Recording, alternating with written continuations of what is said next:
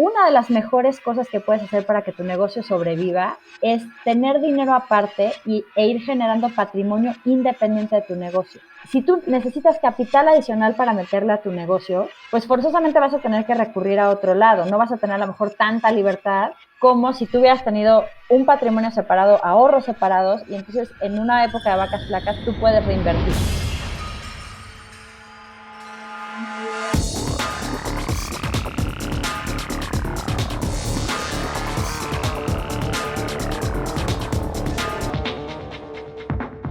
Hola y bienvenidos a un nuevo episodio de Cracks Podcast. Yo soy Osotrava y entrevisto cada semana a las mentes más brillantes para dejarte algo único y práctico que puedas usar en tu vida diaria. Mi invitada de hoy es Sofía Macías Liceaga. Sofía es autora del bestseller Pequeño Cerdo Capitalista, Finanzas Personales para Hippies, Yuppies y Bohemios, que surgió como un blog en 2008 y hoy ha sido traducido a varios idiomas y vendido más de 500,000 de copias. Su éxito la ha convertido en conferencista internacional en foros como el Seminario de Tendencias en Educación Financiera de la OCDE, la Global Money Week y el Banco Interamericano de Desarrollo, entre muchos otros. Ha impartido talleres y seminarios en la Comisión Nacional Bancaria y de Valores y en el Senado de la República. Y hoy guía Retos Financieros, el curso en línea de educación financiera con sesiones mensuales de Pequeño Cerdo Capitalista. En nuestra plática, Sofía y yo hablamos de los principales retos y errores que cometen los emprendedores para manejar sus finanzas personales, de cómo usar un fracaso para encontrar tu verdadero camino en la vida y de la importancia de saber que no sabes todo. Pero antes de empezar, quiero hablarte de algo importante. Los emprendedores y empresarios tenemos que replantearnos la forma en que lideramos a nuestras empresas. Es momento de tomar acción y cambiar la manera en que los líderes empresariales motivamos a nuestros equipos y resolvemos los retos que la nueva realidad nos está poniendo enfrente. Quiero ayudarte a tomar esa decisión y por eso te estoy invitando a mi masterclass gratuita Liderazgo de Impacto, en la que te voy a enseñar un set de habilidades para mejorar la manera en que piensas sobre problemas, tomas decisiones y llevas tus planes a la realidad. Te voy a guiar en un proceso de 3 sesiones en vivo que son totalmente gratis a través de los pasos concretos que debes tomar para transformar tu liderazgo en tiempos inciertos como los que estamos viviendo y potenciar los resultados de tu empresa. Creo que tenemos la oportunidad de destacar y crecer siempre y cuando elijamos ver el caos como lo que es, una oportunidad para hacerlo. La clase no tiene costo y lo único que tienes que hacer para participar es registrarte antes de que se cierre el cupo limitado en www.liderdeimpacto.com. Y ahora sí, vamos a mi plática con la gurú de las finanzas personales, Sofía Macías. Sofía, mil gracias por aceptarme la invitación. Te llevaba correteando meses, yo creo que ni te acuerdas, pero por ahí te escribí hace unos meses en Instagram. La verdad es que soy, como dicen, I'm a sucker por gente que escribe libros. Creo que quien se toma el tiempo de escribir un libro, y más un libro que tiene más de 500,000 de copias vendidas, pues es alguien que le ha dedicado tiempo a pensar sobre un tema profundamente y es alguien que creo que puede articular una idea de una manera interesante. Así que te busqué y no se me dio y ahora por azares del destino Yo te busqué a ti, Oso, imagínate cómo es el destino. Pero nos volvimos a topar en este mastermind del que somos parte y hoy ya estamos aquí y estoy muy feliz, Sofía. Sí. La verdad es que tengo que hacer una confesión pública y es que en mi cuenta personal de Instagram soy una persona perdida en los mensajes, entonces es más bien eso, o sea, seguramente no lo vi porque no veo mucho los mensajes en Instagram, pero bueno, la verdad es que me alegro muchísimo que hayamos coincidido de otra manera. Pues ya estamos y hay muchísimo que platicar hoy porque creo que tu tema es un tema sumamente interesante y que como lo dices en tu libro, se habla menos de dinero que del sexo, ¿no? Es más tabú y para mucha gente hasta es mal visto hablar Sí, de hay una bola de dinero. salvajes que se van a vivir juntos sin nunca haber platicado de cuáles son sus metas, si alguno tiene deudas o algún tema financiero complicado que el otro pues tenga que saber. Presupuesto, pues obviamente ya ni hablamos y entonces todo es romance y todo suena muy bien hasta que hay que pagar el súper o la luz, ¿no? Ahí sí ya no está tan padre si no se habla de dinero con tu pareja. No, definitivamente. Y vamos a entrar a eso, porque a mí me pasó, yo cuando me casé con mi esposa, pues yo siempre he sido emprendedor, ella siempre ha ganado mucho más dinero que yo, ¿no?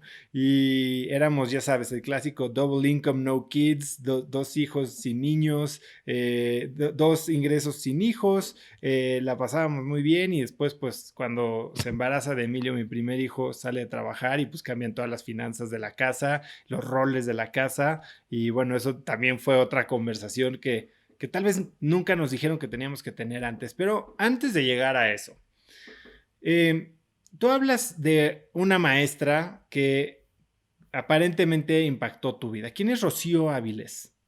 Es Rosario Avilés. Ah, Rosario Áviles. Sí, esto es muy chistoso porque Rosario es una columnista de aviación increíble y también tiene una agencia maneja muchas crisis de comunicación, pero digamos que en su lado B es maestra de la Escuela de Periodismo Carlos Etienne García. Ahora sí que dato curioso, yo no soy economista ni administradora, soy periodista de profesión. Y a mí me tocó en uno de los semestres sándwich, de los de en medio de la carrera, tomar teoría económica con ella, pero era bien interesante su clase y la verdad es que muchos se la volaban, yo no sé por qué, porque era una super clase, hasta que ya se empezaron a dar cuenta que sí era útil, porque en lugar de darte, ¿qué es el PIB? ¿Qué es la balanza de pagos? Y todos estos conceptos súper aburridos, lo que hacía Rosario es que nos traía una noticia del periódico y nos decía, ok, lee esto y dime cómo crees que te afecta a ti en tu vida, en tu día a día. Entonces, para mí fue súper interesante porque entonces ya los temas que tenían que ver con el precio del petróleo sí eran importantes y los temas que tenían que ver con el dólar no era así como, yo también era como uno de los millones de mexicanos que decía devaluación y que seguía pensando que los gobiernos decidían el precio de las divisas cuando pues México justo desde el 94 ya no funciona así. Entonces, la verdad es que ya me hizo ver que el tema del dinero, de hecho que esta sección del periódico, yo estaba medio perdida quería ser periodista, pero no sabía exactamente de qué sección. Me chocaba política y a la fecha, la verdad es que soy una persona poco activa en esos temas y me da como mucho coraje cosas que pasan. Entonces dije, le voy a acabar dando un grabadorzazo. Digo, en ese momento no grababan los teléfonos inteligentes a mi entrevistado o algo así, entonces mejor esa fuente no. Pues cultura siempre se mezcla mucho con política. Deportes ya había tenido suficiente porque mi hermano jugó, bueno, o sea, si hubiera liga de canicas profesional o si la hay, creo que no se enteró porque jugó todo, entonces me tocaba ir a todo, a sus entrenamientos de básquet, de base, de fútbol americano, entonces ya, deportes no, gracias, o sea, cubrir, ¿no? Y entonces justo con Rosario lo que me di cuenta es que a diferencia de esas fuentes, en la parte de economía y finanzas, si tú entiendes bien la información, sí puedes tomar decisiones que en ese momento en tu vida hagan una diferencia. Que sí, digamos, tomes decisiones respecto a cómo ahorras, respecto a cómo inviertes, respecto a qué vas a hacer con tus planes, o si te endeudas o no te endeudas, si te endeudas caro o te endeudas barato, todo ese tipo de temas. Y entonces la verdad es que ella me abrió un mundo pues de vocación, de qué era lo que realmente yo quería hacer. Me resolvió ese problema que tenía bastantes dudas y creo que eso es interesante. Creo que todos tenemos esta búsqueda, o bueno, no todo el mundo, pero creo que las personas no nacemos siendo alguien, ¿no? Nos volvemos alguien y siempre estar en esta búsqueda de para qué eres realmente bueno, de qué es lo que viniste a hacer, de qué aportas a los demás, de cuál es tu verdadero talento. Creo que Rosario para mí fue fundamental. De hecho, siempre en el Día del Maestro, siempre pues, la recuerdo, la saludo. Hicimos hace poco un homenaje con SM, que es la editorial de los libros de texto para primaria que hice y para el Día del Maestro y por supuesto, pues lo primero que se me venía a la cabeza era Rosario, ¿no? Porque creo que fue de las maestras más determinantes en mi vida. Hablando de maestras, tú querías ser maestra. Bueno, más bien quería ser maestra cuando era muy chiquitita y después también lo fui, pero sí era muy chistoso. Yo según le decía a mi mamá me preguntaban, ¿qué vas a hacer cuando seas grande? Rica millonaria. Esa era como mi respuesta de profesión, o sea, me parecía que eso era algo a lo que uno se podía dedicar, a ser rico y millonario. Pero cómo, según yo, mi teoría era que iba a tener dos profesiones. Iba a ser maestra y bailarina de ballet. Entonces, lo que era muy chistoso, afortunadamente, cuando dije que iba a ser bailarina, eso no sé por qué yo lo iba a hacer en la mañana y lo de maestra en la noche, entonces, menos mal que era bailarina en la mañana, porque si no podría haber acabado siendo bailarina exótica, ¿no? Pero, pero digamos que ese era mi plan para ser rica, millonaria. Y sí, creo que siempre he tenido esta parte en que me gusta explicar cosas, me gusta ver cómo la gente va creciendo alrededor de una idea, me gusta explicar algo que sea muy difícil, encontrar alguna forma que sea más fácil.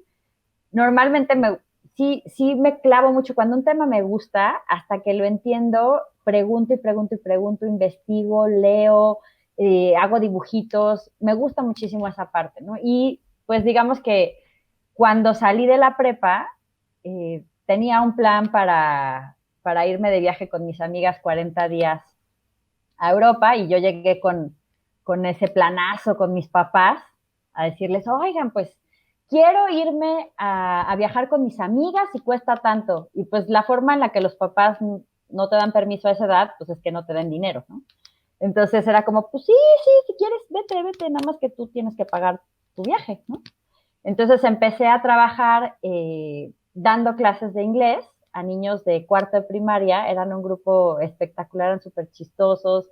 Como estaba estudiando periodismo, los ponía a hacer pues periódicos, programas de radio. A esa edad, en la escuela en la que estábamos, les enseñaban a hacer ensayos y ellos, pues, algunos hacían ensayos de fútbol, pero eran ensayos muy bien pensados y muy buenas ideas. Y creo que ahí me empezó a gustar mucho esta parte de entender cómo la gente aprende y que a lo mejor hay diferentes estilos de aprendizaje. Y es bien raro, pero yo como que pensé que mi etapa de maestra se iba a acabar en cuanto empezara a ser periodista, pero por un lado no se acabó formalmente porque al final, digamos que ya cuando empecé a meterme en temas de educación financiera, empecé a trabajar otra vez en temas de aprendizaje y de cómo la gente puede absorber un conocimiento y sobre todo cómo lo puede aplicar.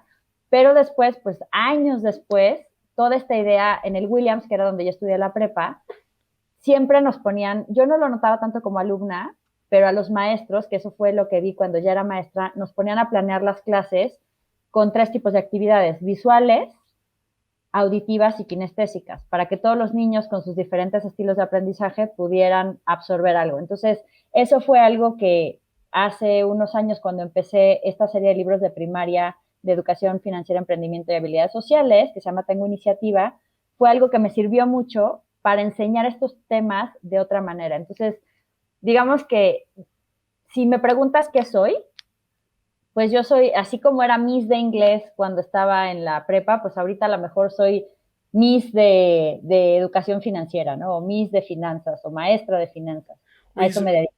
sí, eso me ha quedado claro porque aparte justo por eso nos conocemos hoy, ¿no? Porque hoy estás dedicada a impartir conocimiento a través de medios digitales y vamos a llegar a eso, pero hablaste de algo bien importante que es esta facilidad de simplificar conceptos que de otra manera podrían ser complicados, ¿no? Existe este concepto de la trampa del experto, ¿no? En el que aprendes, aprendes, aprendes, aprendes y después sabes tanto y tienes tanto conocimiento de un tema y tanta profundidad y tan buen manejo de los conceptos finos que se te olvida cómo hacerlo más burdo al grado de que la gente normal lo entienda, ¿me entiendes? Es que Eh, eso es un pecado de jerga, ¿no? O sea, todo el mundo empieza a hablar con los términos técnicos porque según tú te estás ahorrando un montón de tiempo. Entonces, te explicaba o te contaba al principio que yo no soy economista, sino periodista, y eso irónicamente es lo que más ha jugado a mi favor para poder hacer lo que hago hoy, poderlo comunicar de una forma tan simple. Sí, de repente también sin querer empiezo a usar ciertos términos que a lo mejor para mí ya son sencillos y para la gente no tanto. Ejemplo, este es muy sencillo, pero hay gente que le sigue llamando la atención o de repente me dice, ¿pero a qué te refieres? Fondo de inversión. ¿No? Este tipo de cosas, sí a veces me tengo que regresar un paso y decir, bueno, hay diferentes opciones para poner tu dinero a trabajar. Una son los fondos, que son una bolsa en la que muchas personas se reúnen para que el dinero se pueda invertir en algo, a lo mejor de una forma más eficiente o menos costosa que si lo hace cada quien por su cuenta, ¿no? O antes había muchos límites, etcétera. Pero me acuerdo mucho justo de este tema porque en una fiesta que me tocó cuando salió Pequeño Cerdo Capitalista, una fiesta de amigos, llegó un chavito economista y me dijo, yo iba a escribir el libro que tú escribiste, pero me ganaste la idea. Me da risa esto de me ganaste la idea como si alguien la hace y ya nadie la puede hacer. Ya pidos, ¿no? Así como cuando estás en primaria. Ya, o ya la chupé y ya está apartada. Pues no, o sea, las ideas creo que cada quien tiene una manera de desarrollarlas, pero este chavito me dijo que le había ganado su idea. Y entonces le dije, bueno, ¿y tú qué haces o qué? Me dijo, soy economista. Le digo, ¿sabes cuál es lo único con lo que no estoy tan de acuerdo? Creo que no podrías haber escrito Pequeño Cerdo Capitalista porque a los economistas les cuesta mucho trabajo explicar las cosas fácil. Entonces este chavo me dijo, no, yo explico facilísimo. Le dije, ¿quieres una prueba? Va. Agarramos a alguien al azar de la fiesta. Le dijo, a ver, ven. Te vamos a explicar una cosa que se llama coeficiente de Gini. Y tú nos dices si nos entiendes, ¿va? Ok, le digo, a ver, explícale qué es el coeficiente de Gini. Y empieza el chavo. Es la diferencia entre el decil más alto y el decil más bajo de ingresos en una población. Yo, ¿le entendiste? No. Ok. El coeficiente de Gini es un numerito que te dice qué tan igual o desigual es el reparto de la riqueza, del dinero en un determinado país, en donde quieras. Entonces, pues si en un lugar tienes 55, es más desigual que en un lugar donde tienes 35. No hay ningún lugar que tenga cero, ni siquiera los países escandinavos, esos andan en 20 y afortunadamente no hay ninguno que tenga 100. ¿Entendiste qué es el coeficiente de Gini? Sí. Entonces, creo que eso es parte del tema, que a veces cuando tú eres un experto, crees que el lenguaje te eleva cuando lo único que hace el lenguaje es alejarte. Te aleja y no te eleva. Me encantó eso. Entonces, pues este chavo acabó decidiendo que mejor sí iba a hacer un libro para el ITAM. En vez de... Oye, Sofía, y en este tema de, a ver, ser periodista es ser contadora de historias, ¿no? Ser investigadora, yo creo más.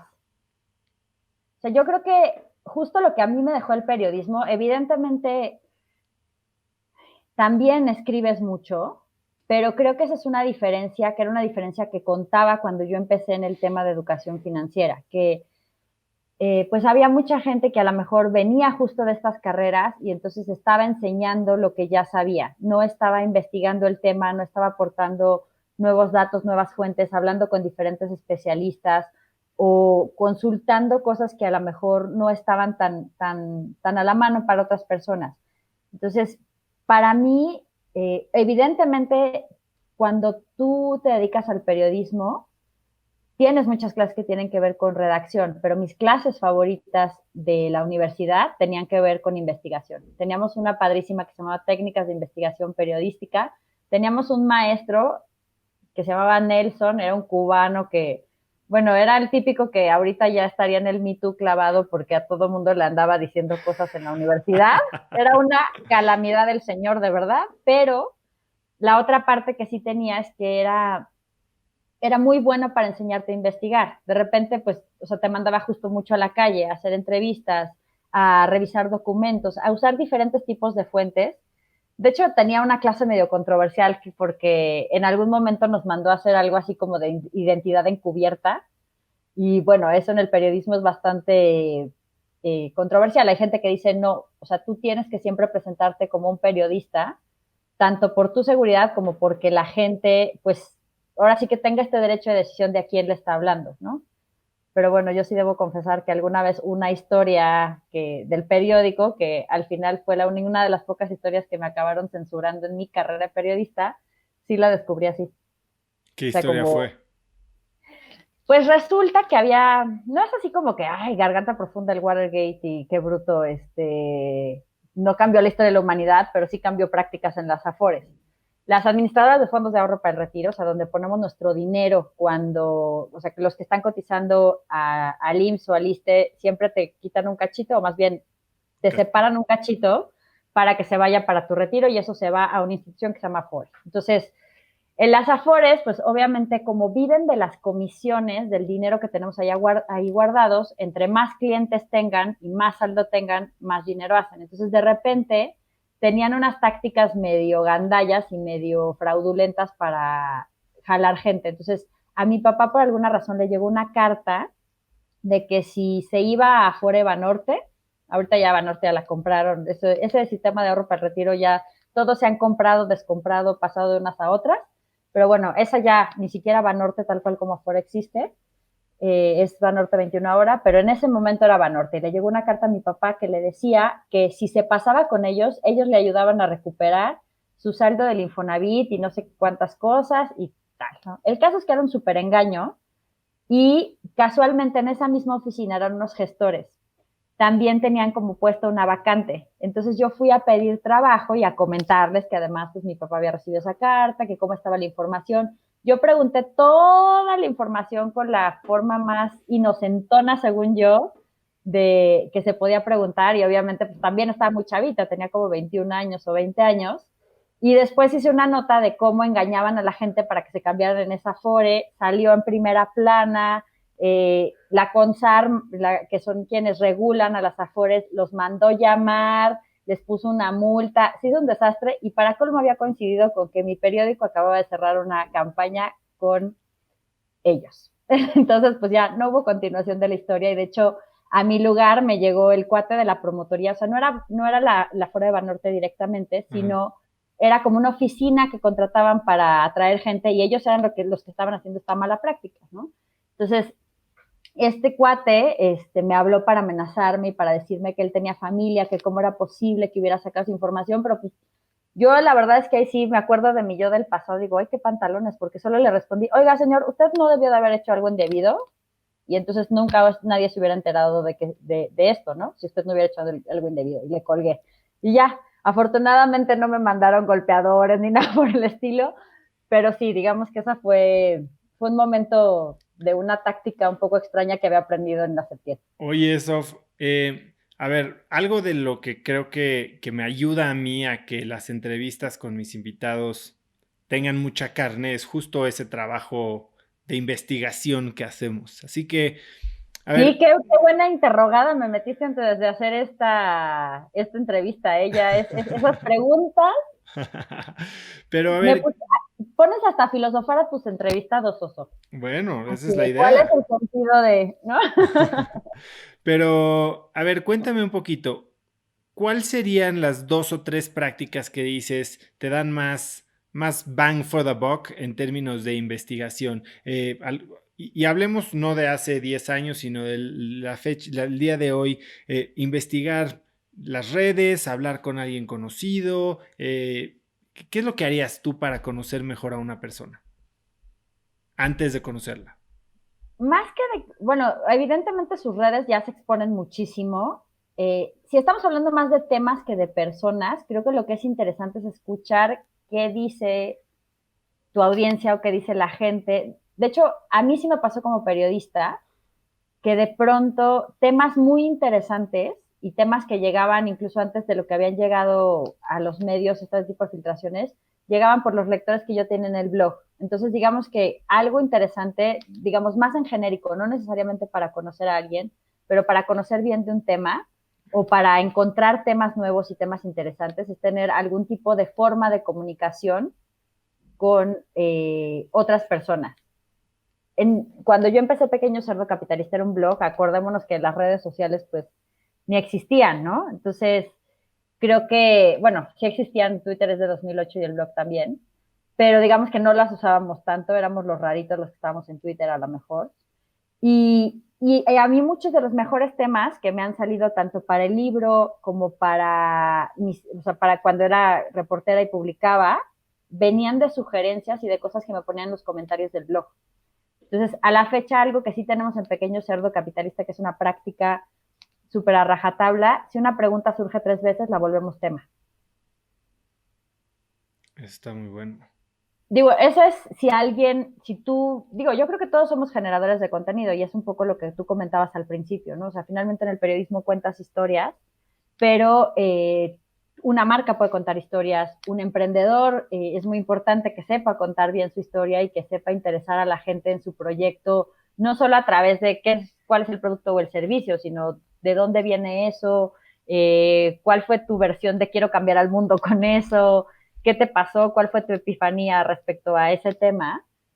Pero justo creo que también la gente más hábil es la que sabe mejor escuchar a otros. O muy chistoso, pero eso no es algo que yo supiera hacer antes.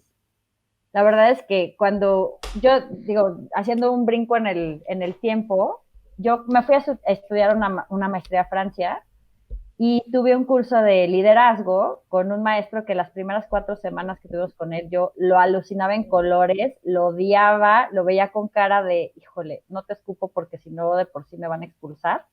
Pero la verdad es que es una de las personas que más influyeron en que yo desarrollara cosas para el liderazgo. Y parte por qué me caía tan gordos, porque me decía cosas que eran ciertas y que yo no quería aceptar. Y una de las que me decía es que yo no sabía escuchar, que yo interrumpía muchísimo a las personas, que yo era de estas personas que mientras tú estás hablando yo te completo la frase y porque creo que ya sé lo que vas a decir. Y mucho lo que decía Hervé, y tiene toda la razón, y eso a la fecha lo tengo casi enmarcado y debería de hacer planas cada 3 días, aunque, o sea, es algo que sí tomo muy en cuenta, es que incluso si sabes el 80% de lo que alguien va a decir, quizás en ese 20% hay algo de oro que te puede servir, si no en este momento, más adelante y que te estás perdiendo por asumir. Entonces creo que una gran forma de investigar es aprender a escuchar en las diferentes modalidades, ya sea, pues sí, efectivamente preguntando por una persona a referidos. Creo que ahorita ya es muy fácil que, no sé, por ejemplo, cuando empezamos a platicar de hacer este episodio, pues evidentemente me eché todo el scroll del podcast, escuché varios de los episodios y me encontré que pues mi querida amiga Romina Sacré estuvo también en el podcast, me encantó esa entrevista, por cierto, y platiqué con ella, le dije, oye, ¿cómo te fue con estas entrevistas? Y ella, bueno, hablaba maravillas y me dijo, no, para mí fue un parteaguas, la carrera fue padrísima, la experiencia estuvo muy bien, hemos hecho unos proyectos muy padres con Oso, entonces, o sea, de mi lado, de 10, ¿no? Entonces creo que ese tipo de cosas, ahorita es muy fácil, ya puedes buscar referencias de si alguien en tu alrededor conoce a esta persona en LinkedIn, puedes ver sus propias redes. Pues si es un loco peligroso o una loca peligrosa y anda diciendo pura barbaridad en redes, pues evidentemente ahí te das cuenta de mucho. O a lo mejor tiene un blog, un Medium, o postea en LinkedIn también algunos pensamientos, o tiene un canal de YouTube, o tiene un podcast. Creo que, o a lo mejor incluso puedes buscar, si es un especialista, entrevistas que haya tenido antes. Entonces, la verdad es que ahorita está muchísimo más fácil que cuando yo lo hacía tan manual o iba de fuente en fuente o cosas por el estilo, ¿no? O nada más leía los comentarios de mi blog. Cuéntame un poco más de este profesor que tuviste en Francia. Me pareció muy buena esta lección del 80 y 20. ¿Qué otro aprendizaje crees que te haya dejado y que has seguido aplicando en tu vida? Bueno, Hervé nos dio 2 módulos. Uno tenía que ver con liderazgo y el otro tenía que ver con formación de equipos. Después de ambos módulos, o sea, terminaron el sábado en la tarde porque era como una maestría que era jueves, viernes y sábado. Bueno, ese día, esos 2 días dormí de las 6 de la tarde al día siguiente de lo agotada que terminaba, porque de verdad eran súper intensos.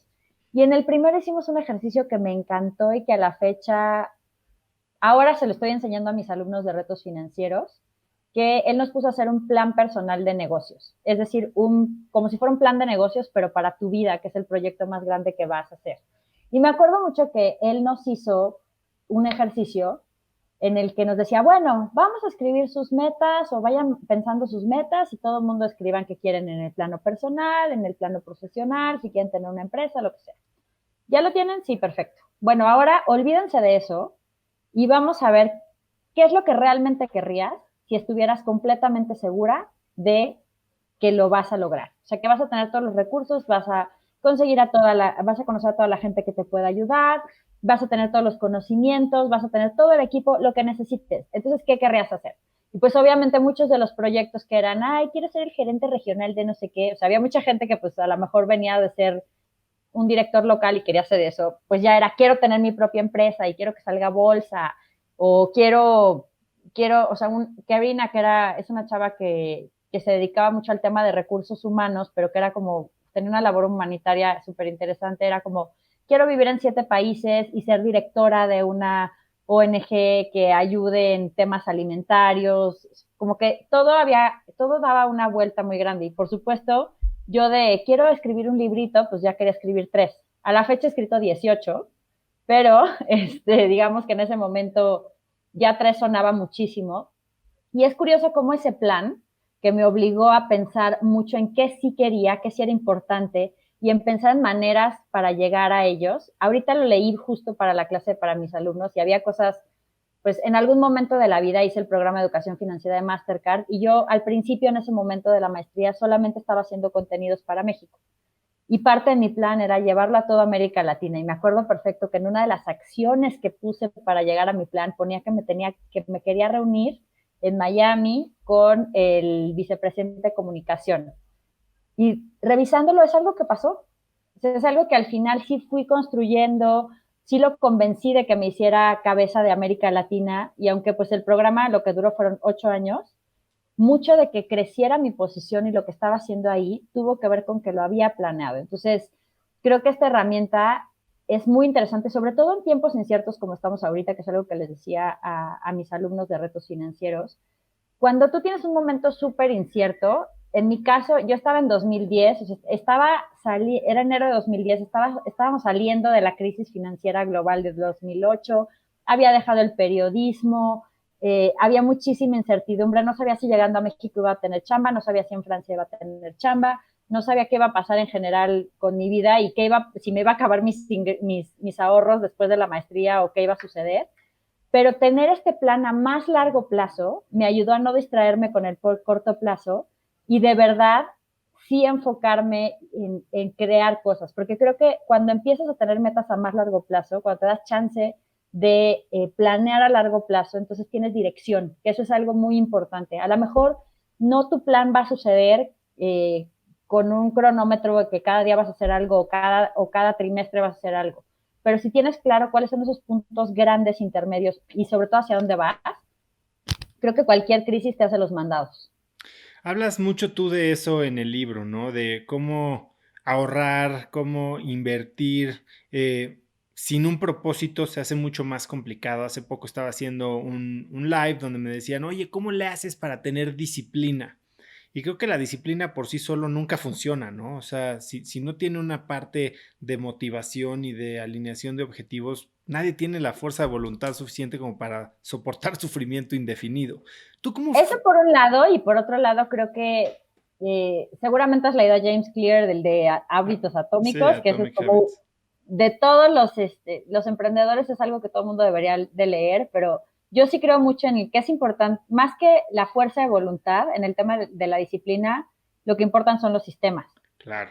Por eso, por ejemplo, para ahorrar en Pequeño Cerdo Capitalista, no decimos gasta menos, no hagas gastos hormigas, no compres cafés en la calle, bla, bla, bla, o sea, sufre, sino haz algo eficiente que es el quítame lo que me lo gasto, es decir, en cuanto recibas tus ingresos, busca un sistema que te ayude a mandar ese dinero a otra parte para que no lo tengas en tus manitas gastalonas y no se te evapore a temperatura ambiente y entonces como que naturalmente el ser humano se adapta a lo que tiene. Entonces, si ese dinero que ibas a ahorrar ya no lo tienes disponible, es más, pues te vas a gastar hasta el tope lo que tengas, pero eso ya lo separaste. Entonces, digamos, el otro truco o el otro secreto importante del ahorro es el tema de tener una meta, de tener para qué quieres ahorrar, porque nadie es rico MacPato y se quiere meter en una bóveda y nadar en monedas. Bueno, a lo mejor sí, si eres rapero y quieres hacer angelitos de dólares, pues va, está bien, pero incluso eso es una meta. ¿Cuántos dólares necesitas para hacer tu angelito?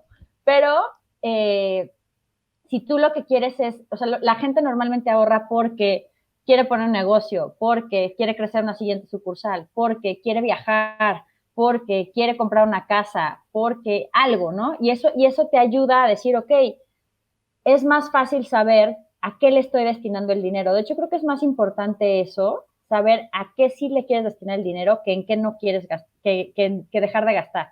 Porque cuando tú tienes clarísimo cuáles son tus metas y tus prioridades y que ese dinero se está yendo a un lado, otra vez la dirección es importante, es mucho más fácil que ya no gastes en las otras cosas porque te parecen que le están robando dinero a tus metas. ¿Y tú cómo fijas metas? ¿Cuál es el periodo de tiempo? ¿Qué características tienen que tener? ¿Cómo sabes que una meta en realidad es algo que sí te va a funcionar como ese motivador?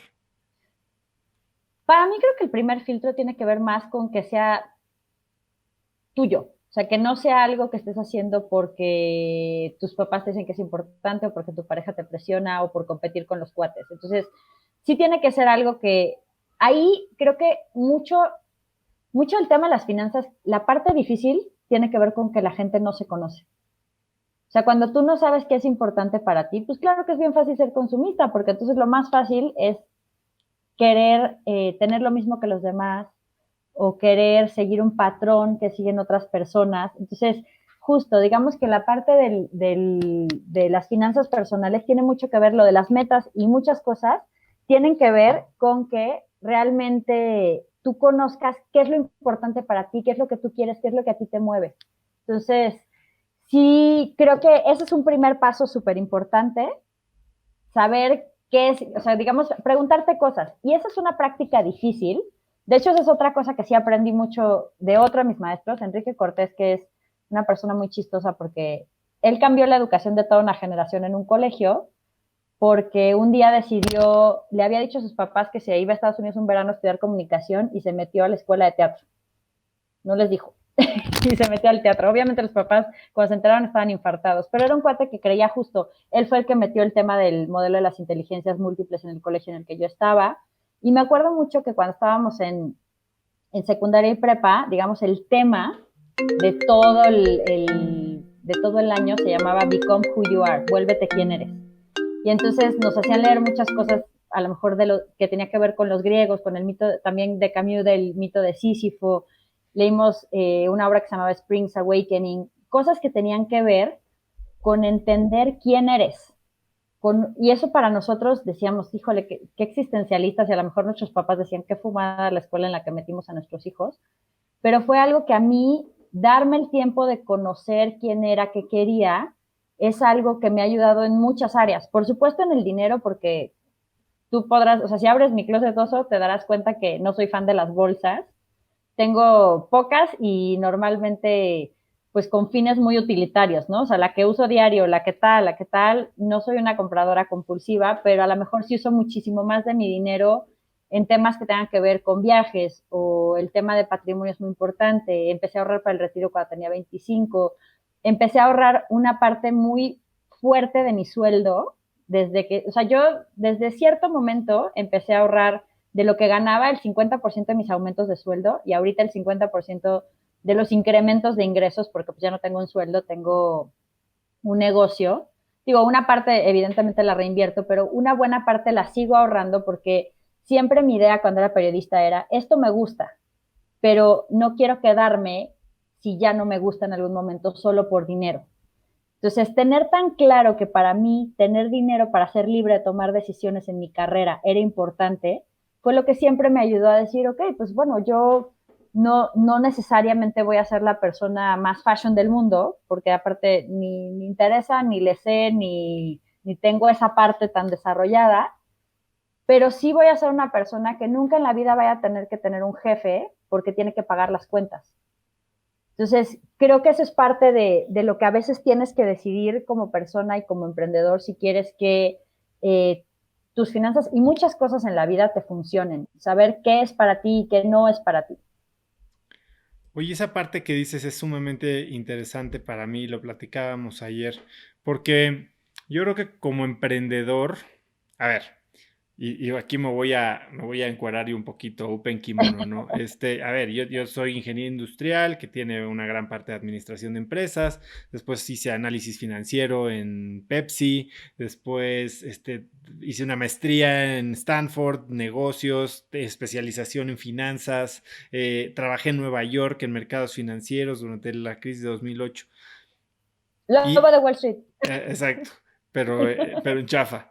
Y hoy, 10 años después o 12 años después de eso, que llevo de emprendedor, parece que cada día que pasa pierdo un poco más de eso, de esa cuadradez y de esta planeación. Y hoy sí, mis negocios creo que los llevo de forma ordenada, pero no le pongo la misma atención a mi vida personal, al grado de que yo todo mi patrimonio está amarrado en mis empresas. O sea, yo no he comprado una casa, no tengo un plan así que diga súper estructurado para el retiro. Apenas hace poco compré un seguro de vida porque dije, bueno, si algo para mis chavos, pasa, sí. para los niños. Entonces, creo que los emprendedores tenemos este rollo de estamos tan metidos en querer construir más y que dices, oye, pero es que ahorrar, ¿por qué voy a ahorrar? Si yo lo que quiero es invertir para generar más, ¿no? Y invertir donde yo lo pueda mover. Porque aparte les pasan cosas como, pues si los CETES nada más me dan el Exacto. 8%, digo eso a principio de año, ahorita ya me están dando menos, no me están dando el 5 o me están dando el 4, lo que vaya a ser que acabe el año, y mi negocio me da el 30 o me da, ahora sí que lo que tú tengas de retorno sobre el capital que le metes, pues ¿para qué voy a invertirlo en eso? Pero mira, son dos partes, Oso. Creo que la primera es que tú claramente eras emprendedor de closet trajeado de financiero, ¿no? Que Nunca son había cosas eso. diferentes, que son cosas diferentes. Eh, porque de alguna forma yo creo que los emprendedores en general y muchos de los que nos están escuchando, cuéntanos ahora sí que cuando escuchan el podcast en las redes de Oso o la mía, si a ustedes les pasa esto, pero yo lo que he observado es que la gran mayoría de los emprendedores son muy buenos para una de dos cosas o son buenísimos para encontrar una solución o algo nuevo, algo para resolver los problemas de la gente, o son buenísimos para vender, pero normalmente son re malos para la parte de administrar. O sea, como que no van juntos. Es raro, o sea, cuando tú tienes duplas de fundadores, a lo mejor si tienes el financiero o el ingeniero o el financiero o la financiera con la diseñadora, cosas por el estilo, pero digamos que quien trae el drive del negocio normalmente no es el de los números, porque también el emprendedor pues trae, digamos, otra visión en su cabeza, trae esta visión de lo que hoy todavía no existe, pero puede ser posible, y eso normalmente no te va a salir en una hojita de Excel. Entonces ahí es donde estos mundos como que se conflictúan. Y por otro lado, algo que sí pasa es que lo que no entienden los emprendedores es que una de las mejores cosas que puedes hacer para que tu negocio sobreviva es tener dinero aparte e ir generando patrimonio independiente de tu negocio. ¿Por qué? Si tú le metes todos tus ingresos, reinviertes, todos tus ahorros están puestos en el negocio, etcétera, si de repente te viene un choque, una crisis, un fraude, una división del negocio porque los socios se pelean, todas estas cosas pasan muchísimo, ¿no? Si tú necesitas capital adicional para meterle a tu negocio, pues forzosamente vas a tener que recurrir a otro lado, no vas a tener a lo mejor tanta libertad como si tú hubieras tenido un patrimonio separado, ahorros separados, y entonces en una época de vacas flacas tú puedes reinvertir. Entonces creo que también eso importa mucho qué tipo de emprendedor eres. Yo cada vez veo, digamos, con mucho más respeto a los emprendedores que lo hacen con capital propio y aún si es financiamiento propio que los que hacen con dinero externo, sobre todo por todo lo que ha pasado con muchos emprendimientos en México. A veces cuando no es tu dinero no lo cuidas tanto. Digo, llega un momento en el que sí, claro, para crecer vas a necesitar inversión, pero creo que toda esta ola de startups que empiezan siempre que quieren empezar desde cero con venture capital y cosas por el estilo, pues la verdad es que justo por eso hay tantas empresas de humo, porque si tú no has generado ese dinero, la verdad es que es difícil que lo valores y que lo uses bien. De repente vemos empresas están empezando, tienen 2 años y de repente empiezan a poner unos oficinones gigantes y ni clientes reciben, ¿no? Entonces, pues como, ¿para qué? O sea, y sí, se crea en Google y la mesa de ping pong, pero pues, o sea, eso no es negocio, eso es bluff. Eso no se refleja en la lana, ni siquiera en el valor que le están dando a sus clientes, ¿no? Entonces, creo que esa parte es bien importante diferenciarla. Y sí, el tema de las finanzas, sobre todo personales, sí es un tema para los emprendedores. Las de su negocio a lo mejor o son más disciplinados con ellas y justo son tan disciplinados con ellas que llegando a la casa están cansadísimos y ya no quieren ver su propio estado de plan ni se saben la fecha de corte y de pago de la tarjeta ni nada, algunos. O de plano, pues es algo que sí delegan en un tercero. Ahí yo creo que ese es el tipo de cosas que siempre, aunque sea una mínima y aunque sea al mes, sí le tienes que echar si es tu negocio, porque pues es donde te pueden colar más goles, ¿no? Y donde realmente, pues finalmente es el mejor indicador de qué tan saludable o no es tu negocio. Entonces tienes que estar bastante pegado. Pero sí creo que también si pasamos, a lo mejor no tienes que aprender todo sobre tus finanzas, pero si eres un emprendedor, creo que 3 cosas que sí tendrías que hacer es, así como hay un quítame lo que me lo gasto de ahorro para toda la gente, pues tú también tienes que hacer el quítame lo que me lo gasto con el tema de las utilidades de tu negocio. Así sea el 1% de tu negocio, sepáralo. O sea, si dices, no, es que no tengo márgenes, no puedo, nuestros gastos están cañones, el 1% no va a ser de vida o muerte.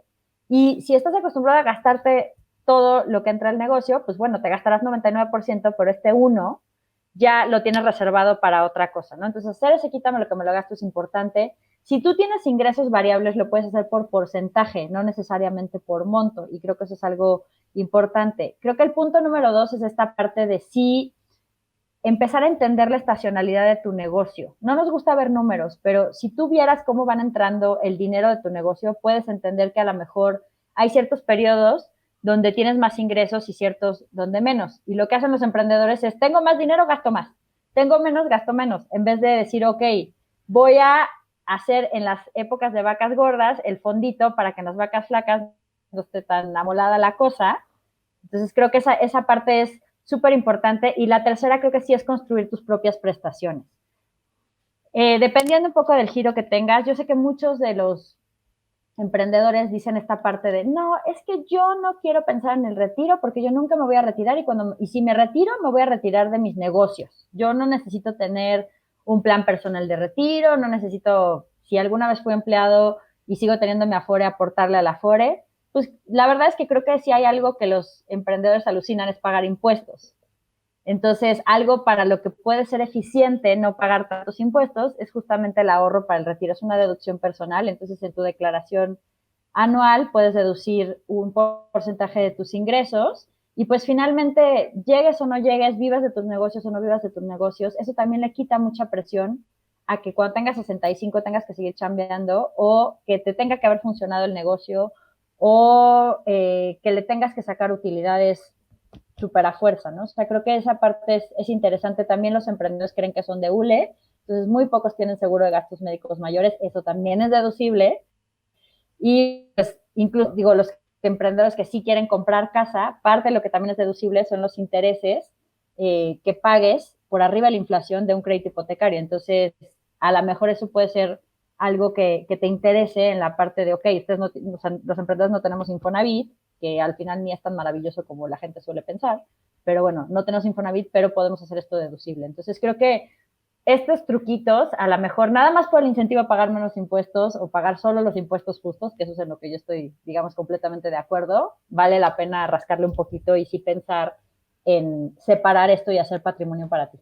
Oye, cuántas cosas interesantes.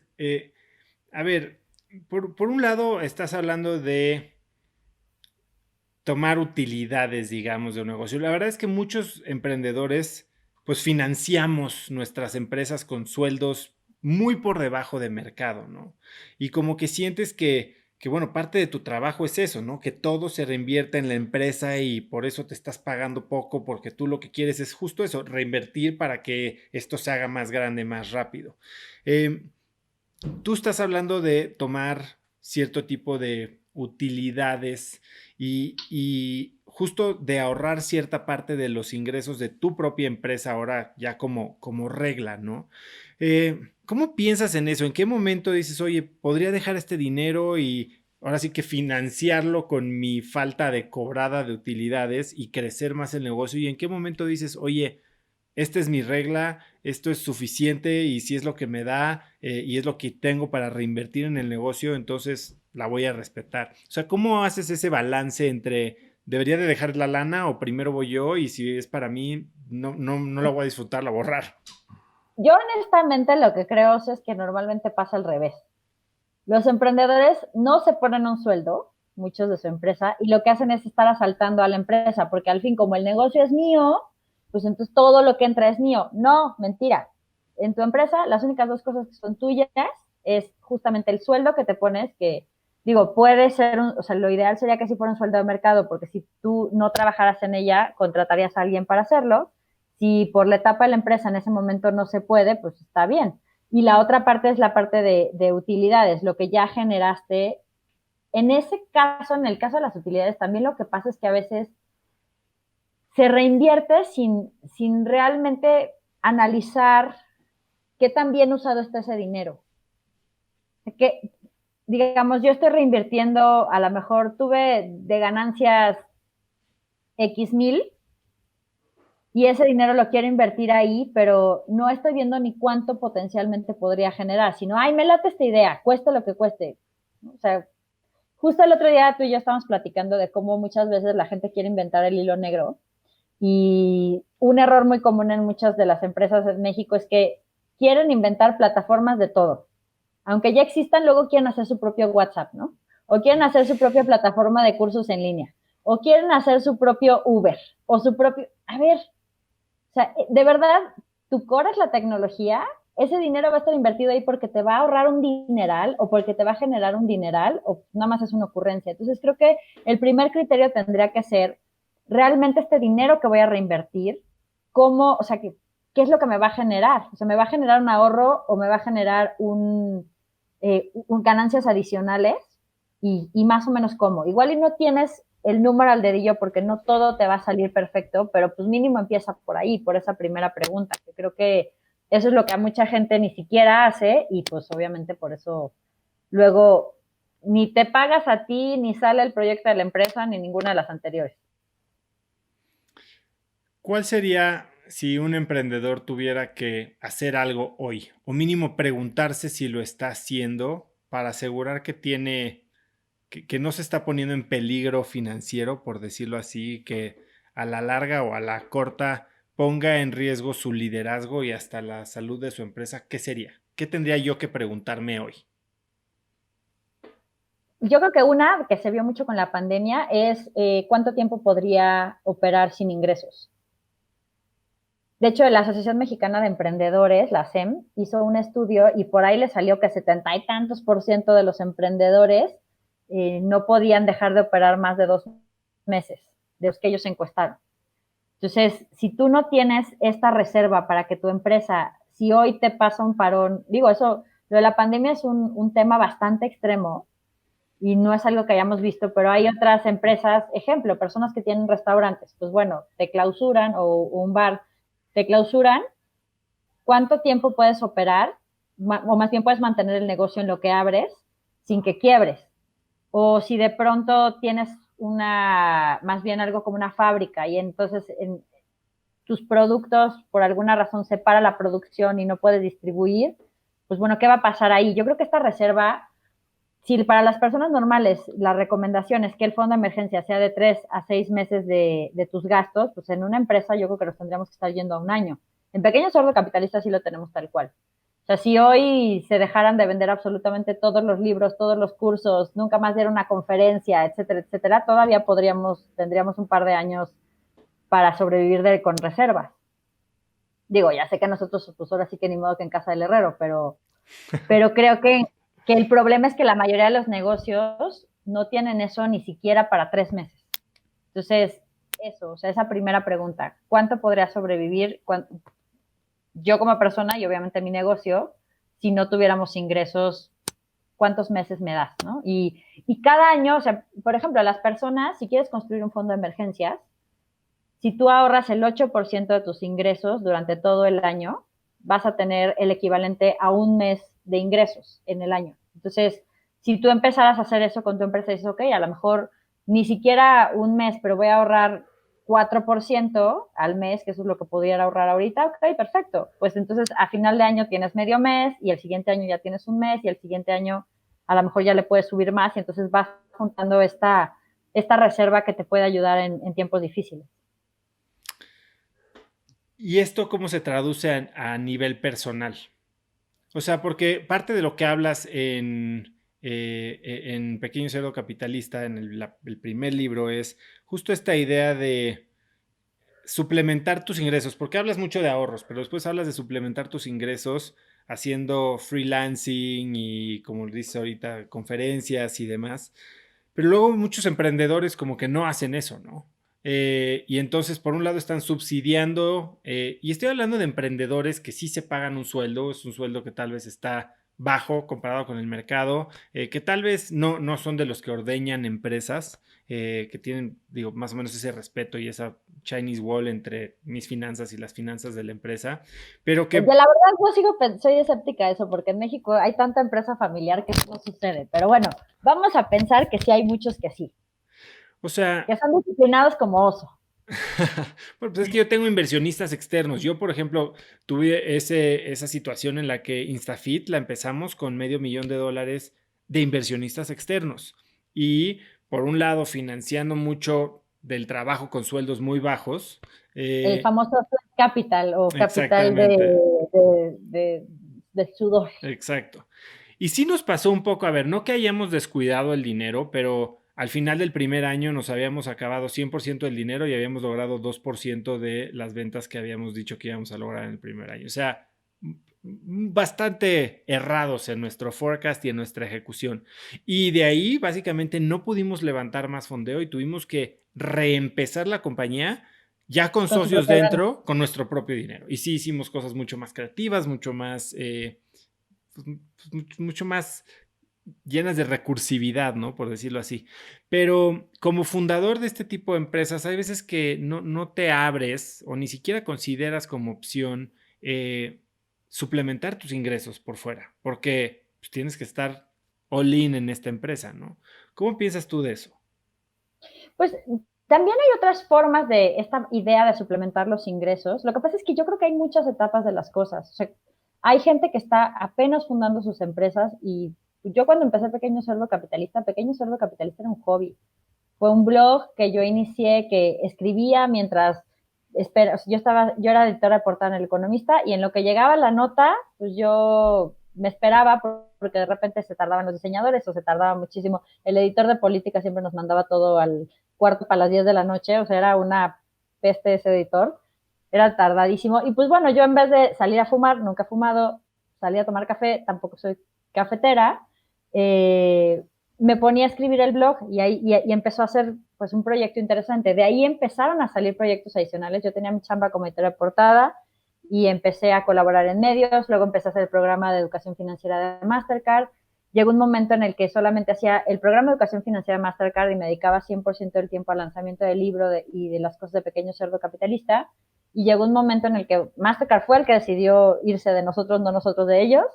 Y entonces me concentré 100% en el negocio y ahí empezó a cambiar. Y creo que ahí lo que sucede es, si tu negocio está en esta etapa en la que no te está dando totalmente y también tienes que buscar recursos tanto para sobrevivir como para meterle más al negocio, creo que sí se vale. Y hay muchas cosas que los emprendedores de repente pueden hacer de forma adicional sin que necesariamente tengan que escoger 100% al negocio. Igual y puede ser consultoría, igual y pueden ser cosas que están muy relacionadas con sus habilidades o que se les dan fácil o que tienen muy sistematizadas.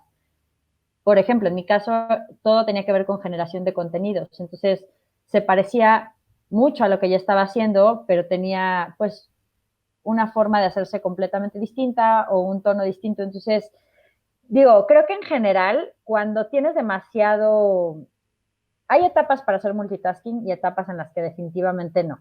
Y de hecho, en algún momento leí un estudio que estaba interesante que tenía que ver con que a lo mejor tus 20 eres muy bueno para el multitasking y en tus 30 ya estás más como en la parte de relaciones personales, eres como más sereno, tomas mejores decisiones, etcétera. Entonces, creo que eso también pasa. O sea, a lo mejor tú estás en una etapa en la que como emprendedor puedes hacer muchas cosas y entonces se vale y está bien. Si no te están quitando enfoque, si no te están haciendo que el negocio, que si esa es tu meta principal, se vaya completamente a la quiebra, pues yo creo que adelante. Son etapas y a veces como emprendedor hay que pasar de todo. No, nadie va a empezar teniendo una compañía multimillonaria. O sea, la mayoría de las historias de emprendedores que te cuentan es una historia que al principio hubo adversidades, obstáculos, esfuerzo, que a lo mejor, pues sí, justo como tienes todavía esa motivación y ese sueño, puedes hacer muchas más cosas que cuando ya estás muy establecido. A veces necesitas que te venga un sacudidón o que te pase algo fuerte para sacarte de esa zona de confort y para volver a tener la humildad de empezar nuevas cosas o de probar nuevas cosas en tu empresa. Entonces, creo que no necesariamente tiene que ser una mala noticia si en algún periodo de tu empresa tú tienes que hacer otras cosas. ¿Qué fue eso que te pasó a ti? A mí me han pasado varias. Tengo colección. Tengo colección. De hecho, eh, algo que contaba alguna vez en una Platicom, me invitaron a hablar y pues no le entendí, no, al final decidimos que no iba a hablar de finanzas. Y estaba platicándoles a ellos una teoría de que tengo sobre cómo se crea un verdadero experto. Y yo creo que un experto, en el fondo, es un novato en loop. Alguien que no llega a una posición y ahí se queda súper establecido. Y esto no es tanto porque yo lo haya decidido así y sea súper humilde, sino porque la vida te da golpes para que te vuelvas un poquito menos subidón de tu ego, ¿no? Entonces, pues mi historia un poquito tiene que ver con esto porque yo muy chavita, a los 23 años, eh, tenía un puestazo en El Economista, era la editora de portada. Eso pues todos los editores que estaban alrededor mío tenían de 35 para arriba, algunos tenían más de 40, ¿no? O sea, eran gente pues mayor, bastante mayor que yo en ese momento, ahorita ya no son mayores que yo, pero en su momento yo era una chamaquita, una novataza. Pero la verdad es que, digo, fueron circunstancias, el director editorial en ese momento no tenía mucho equipo, me conocía a mí, él fue quien me reclutó para El Economista, veía que yo tenía muchas ganas, mucha hambre de avanzar, mucha ambición y también pues que tenía buenos enfoques para las noticias y entonces me propuso esto. Era el trabajo de mis sueños en ciertas cosas, en algunas no porque a veces se descomponía la imprenta y salía a las 3 de la mañana, pero había otras como que tenía muchísima libertad para hacer cosas. Me acuerdo perfecto que una vez, cuando en 2008 justo con todos los temas financieros, la comercial mexicana tuvo un problemón, porque aunque el negocio iba muy bien, el director financiero se le ocurrió que por qué no él iba a comprar derivados para apostar en contra del peso, ¿no? Y entonces fue cuando el peso se fue hasta 9 pesos y tanto, o sea, ya no sale la lagrimita de la nostalgia del tipo de cambio, pero bueno, bajó muy, o sea, más bien el dólar bajó muchísimo o el peso se apreció muchísimo y entonces ellos generaron una deuda por este manejo financiero, no porque no tuvieran buenas ventas, no por las tiendas, sino porque el de finanzas hizo de las suyas. Yo iba con la portada bien feliz y de repente le digo a Ricardo Macías, que era el director general, y a José Manuel Herrera, que era justo quien me había repetido el presupuesto, ¿vas al súper o a la quiebra? Y los, ¿qué dijiste? Pues es una broma, ¿no? O sea, es la comercial mexicana, vas al súper o a la comer, vas al súper o a la quiebra, y los otros, es que esa es la cabeza. Ponle esa cabeza. Y yo no, como que sí, ponle esa cabeza. Entonces, me dejaban hacer ese tipo de cosas.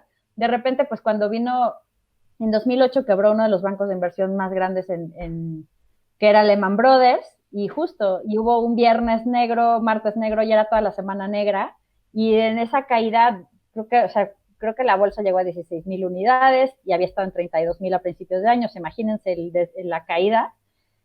Justo, la cabeza fue horrible, con muchas O's. Entonces, ese tipo de cosas hacíamos, eso me parecía súper divertido. Yo ganaba, pues bueno, 5 veces más que mis amigos, la mayoría estaban reporteando y eran semibecarios, o digo, algunos sí habían avanzado más, pero nadie tenía ese gran puesto.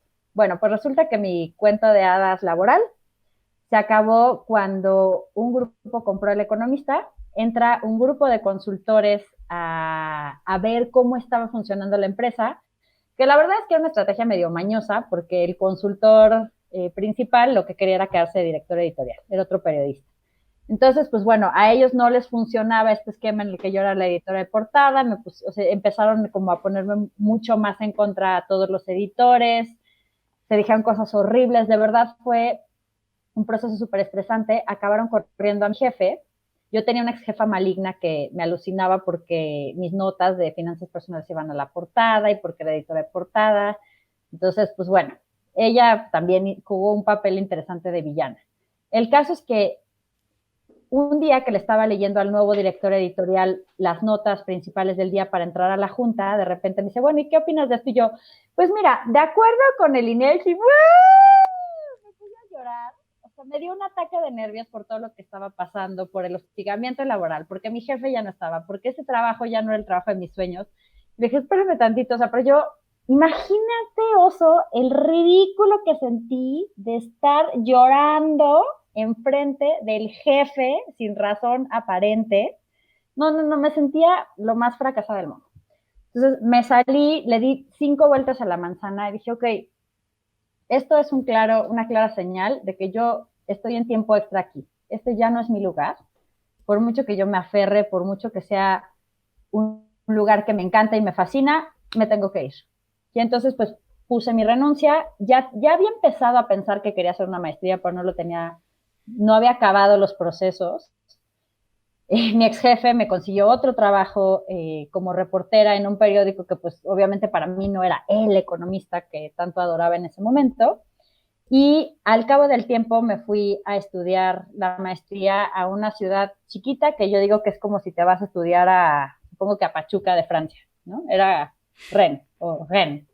Es una ciudad muy chiquita en Bretaña, muy divertida, pero no es nada grande, es chiquita de habitantes y todo lo demás. Entonces, el caso es cuando allá me escribieron justamente, o sea, hicieron una reseña del blog en la revista Una Aerolínea y ahí fue cuando me propusieron hacer Pequeño Cerdo Capitalista. Pero bueno, esa es otra historia. El caso es que cuando acabé la maestría, obviamente yo ya me sentía, pues imagínate, MBA, había ya llevado un equipo a mis 24 años, era un moco todavía. Y entonces, pues Y yo te me sentía, pues merecías la el reina. mundo. Oye, pues, o sea, yo estaba esperando que me hicieran directora general o presidenta o vicepresidenta adjunta, ¿no? Mínimo, mínimo. El caso es que llego para hacer mis prácticas a una empresa de sistemas financieros, que se llama CS. Primera semana, yo tomando notas en mi chafi francés.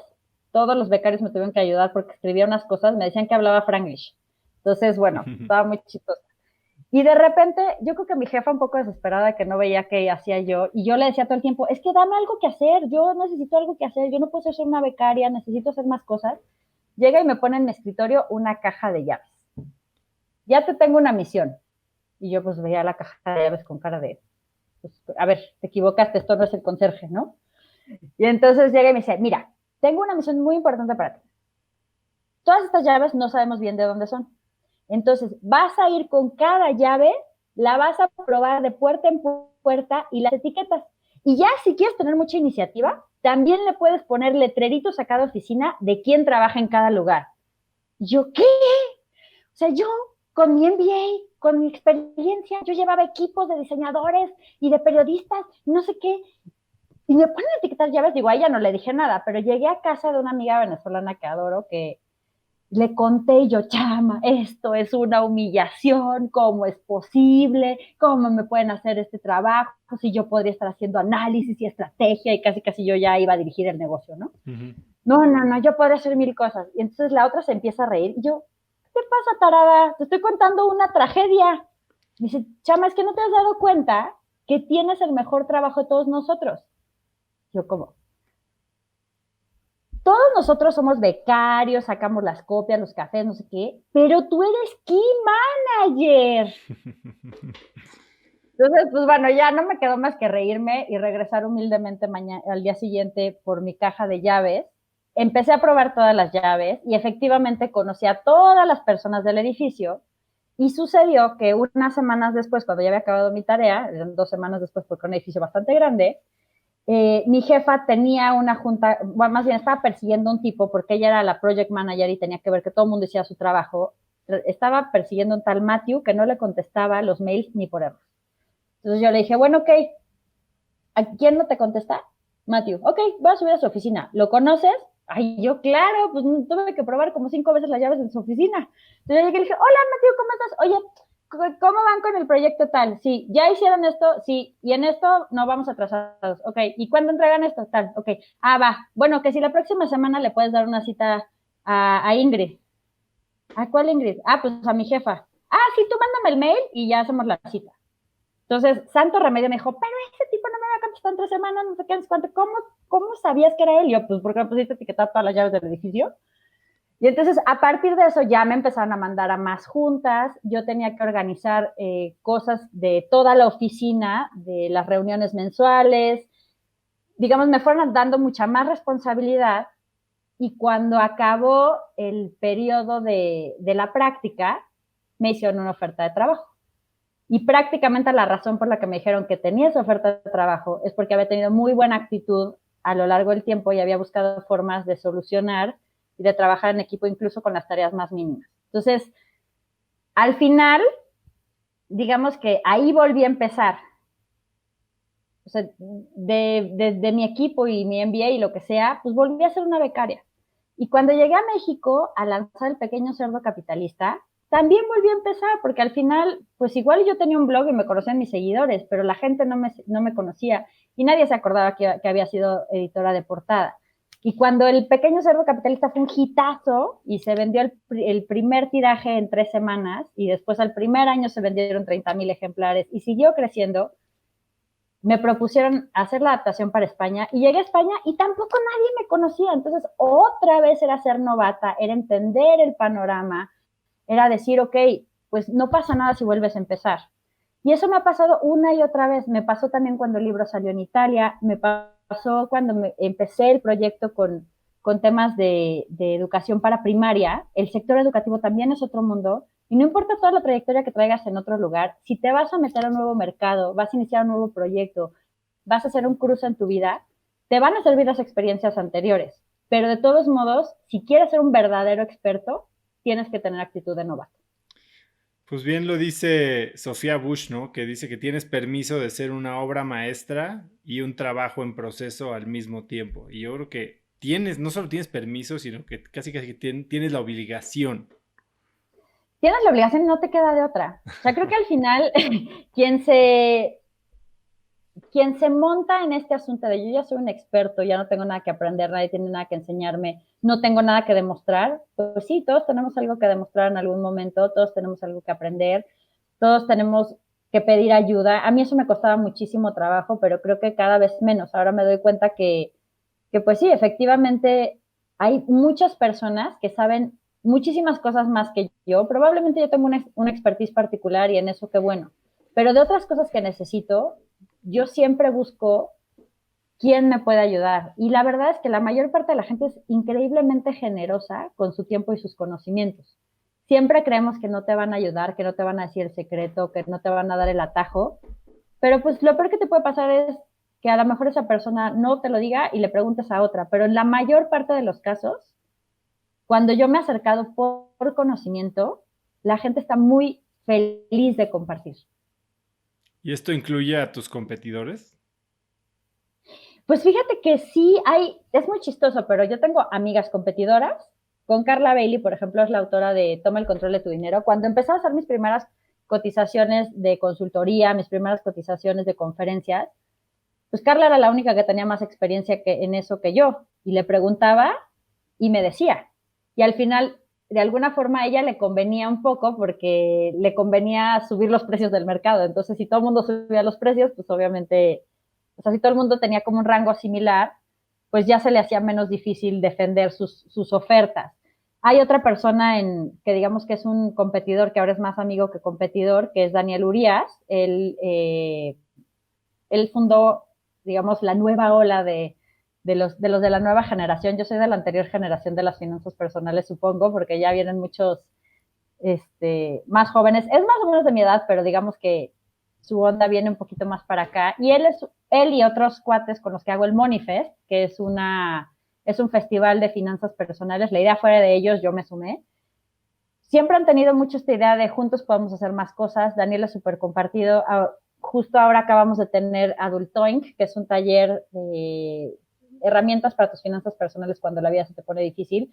Y Daniel fue el primero que levantó la mano y decir, yo participo, te mando unas cápsulas, también quiero promocionar tu taller y te echo toda la mano y ya nos whatsappamos todo el tiempo. Entonces, creo que sí hay incluso opciones de colaborar con tu competencia. Yo, para ser súper honesta, los pools más ricos que he encontrado no son necesariamente solo de mi sector. Tengo un grupo justo por el que conocí a Romina, que se llama Sin Modestia, donde todos los meses cenamos diferentes mujeres y el único requisito es si tú invitas a alguien que admires. Y entonces al final se ha vuelto una red súper diversa. Al principio iba a ser solo de periodistas, la fundó Pamela Cerdeira, la periodista Pamela Cerdeira, Pero yo le dije, Pam, si solo hablas con periodistas, te van a ciclar. Invita a mujeres que hagan otras cosas, invita a científicas, empresarias. Es más, cuando empezamos la primera cena era ella y otras 3 periodistas, y yo fui con Tania Pimentel, que tuvo muchos años organizando Pechacucha, que es un festival de charlas muy cortas de 6 minutos 20. Espero haberlo hecho bien, no sé si es 6 minutos 20 o 6 minutos 40, Tania siempre me regaña. Sí, que Pero son como 1 minuto o 10 segundos por diapositiva, una 20 cosa así. segundos por slide. Sí, sí, sí. Sí, está padrísimo. Y bueno, ella además está en la Asociación Mexicana de Emprendedores, conoce muchos emprendedores y está fundando una iniciativa increíble que se llama WIN, que es el Women Index, que es un índice de mujeres profesionistas para que, digamos que en los medios, en los paneles, etcétera, no digan que no invitan mujeres porque no hay en ese sector. Entonces yo llevé a Tania y de ahí empezaba a crecer muchísimo la red. Entonces hay abogadas que son especialistas en delitos cibernéticos, hay mujeres que están en la industria cosmética, una chava que tiene una startup de audiolibros, hay gente que está en la parte de industria audiovisual, Netflix, que estuvo en Paramount, cosas por el estilo. Entonces, creo que No eso importa el giro, no sí se ha vuelto, importa el rol, no, simplemente es alguien que admires. alguien que admires. O sea, tú la tienes que llevar y tú la tienes, y básicamente lo que hacen es presentarse en 5 minutos y decir quiénes son, y el único requisito es que sea sin modestia. Es decir, no diciendo, yo tengo un librito y más o menos le va bien. No, tengo un libro que ha vendido 500,000 de ejemplares y que ha cambiado la educación financiera de una generación, ¿no? O sea, como que un poquito está basado en la premisa de que si tú, esto es más algo que creo que sí es un poquito de género. A las mujeres nos cuesta mucho hablar de nuestros logros y de las cosas que hacemos bien, porque siempre te educan a ser más modesta. Entonces, la premisa es que si tú escondes tus talentos y tus logros, el mundo no los puede aprovechar. Entonces, básicamente de ahí sale toda esta idea de sin modestia y este pool de personas tan diferentes. Siempre que nos atoramos en algo nos pedimos ayuda. Entonces, creo que eso es parte de algo importante. Busca tu red de expertos, busca tu red de contactos, incluso si entre ellos no son una red, pues a lo mejor trata de salir de tu círculo de otras maneras para que siempre tengas a quien recurrir. Y muchas veces es curioso, pero incluso cuando yo he tenido dudas, de repente las pongo en redes y me refieren a alguien. Entonces creo que al final sí estamos en una era muy privilegiada donde los 6 grados de separación se han hecho 3 o 2 o no sé cuántos. Entonces eso hay que aprovecharlo. Sí, yo estoy totalmente de acuerdo que en el pedir está el recibir.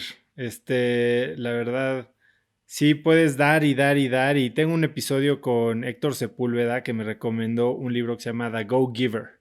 Y este libro es un librito bastante rápido de leer y habla de cómo para recibir, pues la idea es dar, ¿no? Y es como lo que nos dicen ahora en generación de contenido, que si quieres, o lo dice Gary Vaynerchuk, ¿no? O sea, jab, jab, jab, jab, jab, jab, hook, ¿no? O sea, das y después recibes. Pero para recibir tienes que estar abierto a recibir y creo que mucha de la cultura latinoamericana y inclusive hasta de hombres es no puedo pedir porque eso es señal de debilidad De debilidad exacto, y si no pides, pues o voy a estar en deudas la otra, exacto, ¿no? Que si le no pasa a pides mucha no te gente. van a dar. Inclusive hay veces que te dan o te ofrecen y no, ¿cómo crees? No voy a aceptarlo. Y entonces lo que dice este Go Giver es que sí tienes que dar para poder recibir, pero también para poder recibir tienes que estar abierto a recibir. Y en el momento en que te abres a recibir, que eso es algo de lo que yo sufría muchísimo, yo me cerraba puertas porque no, ¿cómo iba a ser? Yo no quería ser el, el arrimado, ¿sabes? O sea, y en el segundo en que cambias esa mentalidad y empiezas simplemente a responder con un gracias, te lo acepto, gracias, la vida cambia. Porque si te lo están ofreciendo es por gusto, porque algo estás dando tú. Y si no es por gusto, pues ¿para qué lo ofrecen, verdad? Entonces, no, pero yo creo que a mí también me pasaba, Oso, y creo que eso es algo que quienes nos estén escuchando, si tú no estás escuchando y también te pasa, probablemente seas de estas personas que estás muy acostumbrada o muy acostumbrado a resolver problemas. Claro. Entonces, cuando resuelves, pues entonces está raro que te resuelvan, ¿no? Ujú. Pero yo sí, últimamente he descubierto algo chistoso, sobre todo con este grupo de mujeres que te contaba, que digo, obviamente si tú eres de los que siempre pide, pues tampoco hay que ser pedinche en la vida, también hay que dar, ¿no? Pero digamos que si eres una persona equilibrada, el karma no es directo. Tú a lo mejor vas a poder ayudar con tus capacidades muchísimo a una persona y esa persona no te va a poder ayudar directamente a ti, pero a lo mejor hay otra tercera persona a la cual tú nunca le has ayudado y te va a ayudar un montón. Yo te voy a poner un ejemplo muy, muy básico, ¿no? Cuando mi libro salió, Roberto Morán, que básicamente es como mi papá adoptivo, es uno de los periodistas económicos más brillantes de este país. Él dice que cuando tenía 22 me fueron a citar a la redacción de Expansión y que él me adoptó. Y sí, es verdad, él me adoptó, yo le hice un montón de artículos. Me llevó a hacer una entrevista cuando salió justo el libro con Carlos Puch. Él tenía un programa en W Radio súper escuchado, pues finalmente es un periodista que la gente está muy pendiente de sus opiniones, de lo que dice, lo sigue muchísimo.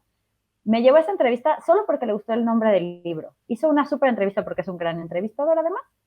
Y entonces, después de eso, decidió que también me iba a invitar a Milenio en 15.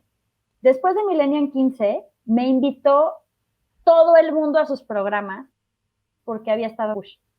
Y a la fecha, Push me ha dado muchísimo, ha hecho esa parte de mis programas, presentó mi libro, estamos preparando el documental de los 10 años de Pequeño Cerdo Capitalista, que el libro el año que viene cumple 10 años, el blog cumplió de 10 años el año anterior. Y él nos dio una entrevista y es alguien a quien directamente no te puedo decir que yo le haya correspondido con ese gran favor que fue abrirme la puerta y abrirme una carrera como autora. Pero probablemente sí te puedo decir que hay otras personas por las que he hecho otras cosas y que a lo mejor de alguna forma, pues el balance acaba siendo positivo de otras maneras. Entonces creo que abonando un poquito a lo que tú dices, aparte de estar abiertos a dar y a recibir, también hay que tener claro que no necesariamente es todo una transacción con alguien. A veces lo que estás recibiendo tú lo vas a regresar de otra manera, porque a lo mejor tus talentos, lo que tú sabes hacer, tu conocimiento, tu tiempo, tu disponibilidad, lo que sea, no se lo puedes regresar directo a esa persona. Si puedes, qué padre, pero si lo puedes regresar a otra más, pues creo que estás a mano con el universo. Totalmente de acuerdo. Sof, quiero ser respetuoso de tu tiempo, entonces me voy a seguir con unas preguntas cortitas y te voy a dejar ir porque sé que es tarde y sé que tú tienes también muy claro a qué le dedicas tus noches y es a tu familia y eso me encanta también. ¿Cuál crees que es el peor consejo que escuchas en tu profesión? ¿En finanzas personales Sí, o en escribir en en finanzas general? personales. El peor, creo que ya te lo había contado, pero bueno. Suéltalo, suéltalo. Si quieres no digas de quién es. Hay por ahí algunos gurús de negocios que dicen que para ganar más tienes que gastar más.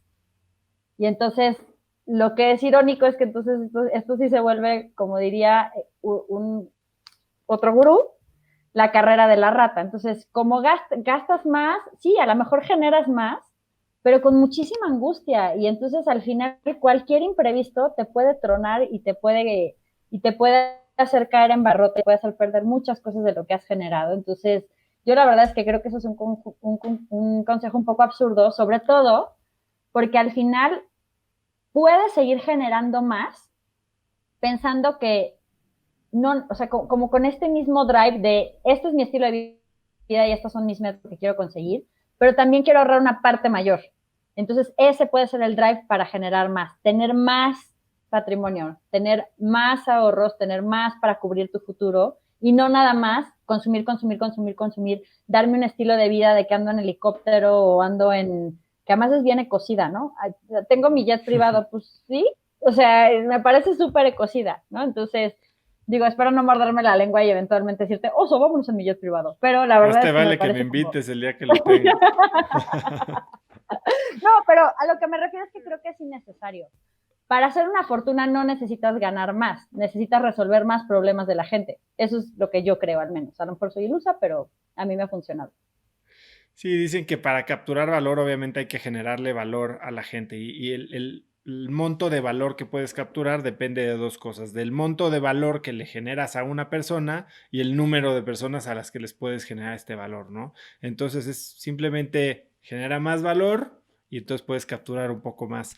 No sé qué tan cercano sea a gastar más, ¿no? O sea, yo también escucho a mucha gente y la respeto y si les ha funcionado, que sé que funciona, es pues casi casi que fake it till you make it, ¿no? O sea, esto de vístete como quien quieres ser, actúa como quien quieres ser y eventualmente llegarás a convertirte en esa Pero lo que persona. es curioso es, no todo es no, nada de esas cosas esté tan directamente relacionado con cuánto gastas. Yo he visto gente que tiene muchísimo estilo. Yo la verdad no soy una persona que esté concentrada en eso, pero y tampoco tengo tanta, digamos, habilidad estética y visual como otras personas, pero, pero hay gente que no necesariamente gasta una fortuna y tiene un estilazo y lo hace increíble, ¿no? Hay una chica de Tijuana que me encanta, que se llama La Mano de Fati, se la pasa haciendo como trajes para mujer power suits y cosas así, es unas cosas bellísimas, y no es caro, carísimo, ni nada por el estilo, lo mismo, o sea, creo que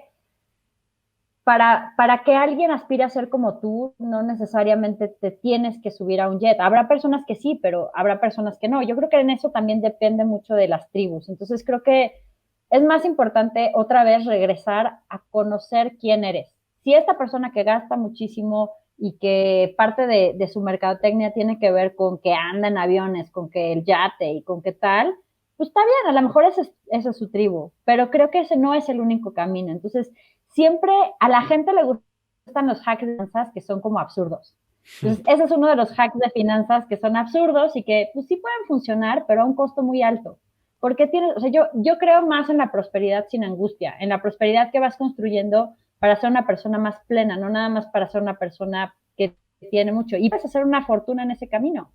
El problema es que como que a veces le queremos, o sea, parte de los problemas es que la mayor parte de las cosas buenas requieren paciencia y persistencia. Y siempre nos gusta que nos digan que va a ser fácil, va a ser rápido y vamos a hacer un hack para lograrlo todo. Yo he conocido muchos de gasta más para generar más que se tropiezan y que se tropiezan rudo y algunos no se levantan. Entonces, pues ahora sí que tú, yo no seguiría ese camino, pero que cada quien siga el que crea. Sofía, ¿cuál es el libro que más has regalado? Además de los tuyos, obviamente. Eso no se vale. ¿Y por qué? Eh, el libro de la paciencia ¿Cuál es de ese? Alberto Atala. Ok, ¿por qué?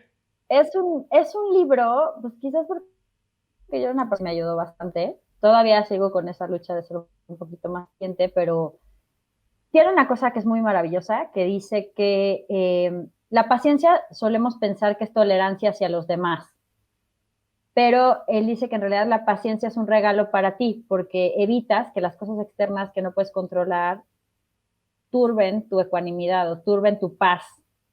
Entonces, creo que eso es una cosa importante cuando estás construyendo un proyecto financiero a largo plazo, cuando estás construyendo una empresa, cuando estás construyendo un nuevo proyecto de cualquier tipo.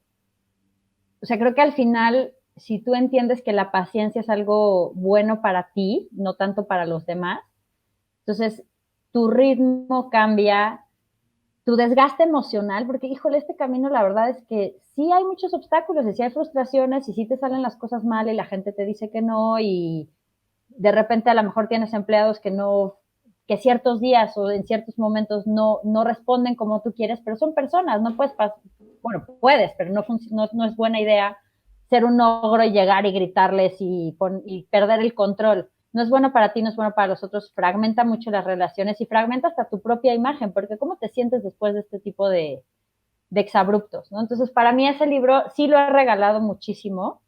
Regalo también otros tipos de libros que tienen que ver pues con finanzas, con negocios, con otros temas. Me fascina uno que se llama Build to Sell de John Warrilow. Es una novelita de pues una persona que consigue escalar su negocio sin desgañitarse y está padrísimo porque es una novela.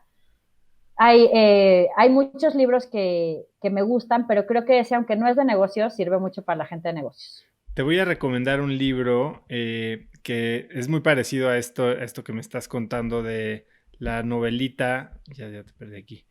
de la novelita de este emprendedor que decide crecer su negocio sin perder su vida. Se llama Anything You Want.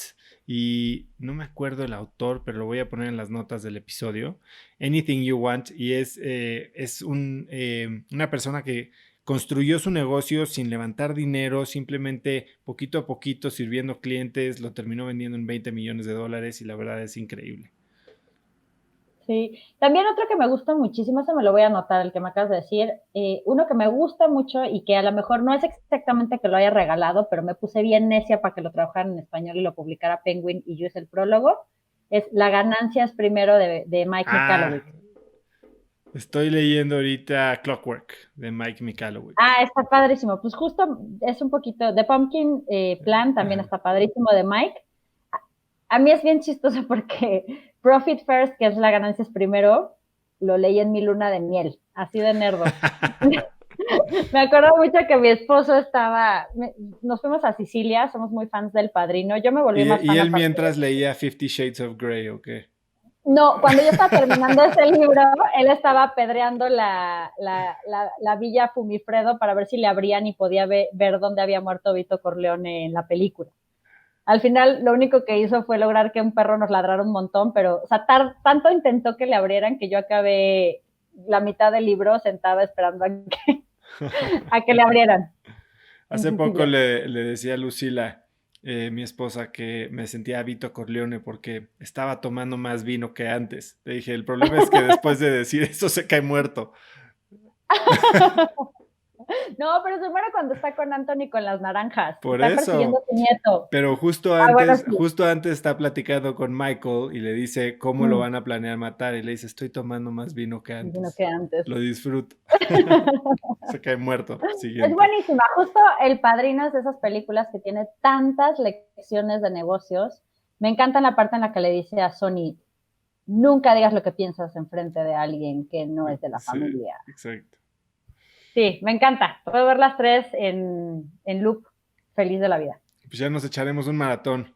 Sofía, si pudieras escribir un mensaje en el cielo para que millones de personas lo leyeran, ¿qué diría? Vuélvete quien eres. Es esta búsqueda.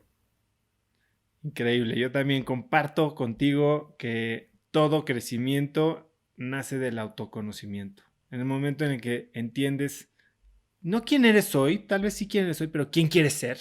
No qué quieres tener, no qué quieres hacer, no con quién te quieres llevar. ¿Quién quieres ser? Está increíble.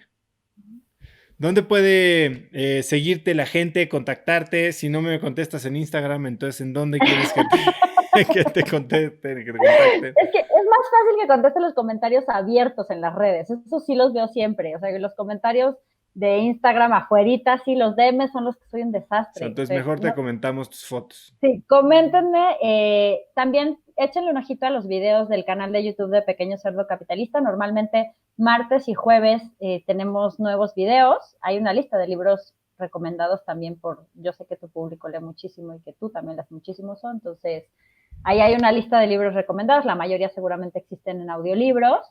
Y también si quieren echarle un ojo a qué estamos haciendo como para profundizar, pueden entrar a pequeñocerdocapitalista.com/cursos y ahí a lo mejor agarran abierto Retos Financieros, que es el curso que tenemos anual de suscripción, en el que vemos cada mes justo estas partes de cómo puedes ir avanzando de acuerdo a la etapa en la que estás con tus finanzas. Y pronto vamos a hacer algo juntos, padres. Entonces, espérense esa sorpresita. Va a estar muy padre. Sofía, la verdad es que fue una plática increíble. Yo, de leer tu libro, de platicar contigo, he reaprendido mucho y me has recordado muchas cosas muy importantes que tal vez por creer que las sabes, las olvidas. Y sí, como dices, creo que ese libro, con su título tan genial, cambió la cultura financiera de una generación y eres una crack por ello. Muchas gracias.